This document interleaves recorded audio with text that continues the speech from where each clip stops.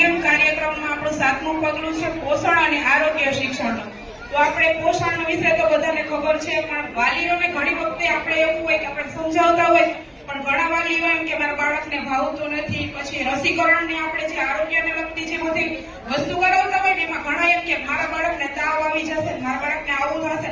ઘણા લોકો એવું હોય છે કે રસીકરણ કરાવતા હોય ને એ પણ નથી કરાવતા। તો આપણે એના માટે એના વાલીને જાગૃત કરવા જોઈએ કે આ બધી રસી જે આપણે સરકાર દ્વારા આપવામાં આવે છે તો એ કંઈક તો એના હેતુ હશે કે એના બાળક માટે કંઈક ફાયદો કરતો હશે, એના માટે જ આ બધું થાય છે। તો આપણે આરોગ્યને લગતું એને શિક્ષણ આપવું જોઈએ। અને આપણે પોષણમાં આપણે બધા બાળકોને એના વાલીને સમજાવવું જોઈએ કે તમે ભલે એને જે ભાવતું હોય એ ખવડાવો, એને જે ભાવતી વસ્તુ હોય એની અંદર આપણે આ મિલેટ નો ઉપયોગ કરો, પછી આપણે બાલ શક્તિનો ઉપયોગ કરો, એને બધો ઉપયોગ કરી અને એને એના વિશે સમજાવવું જોઈએ।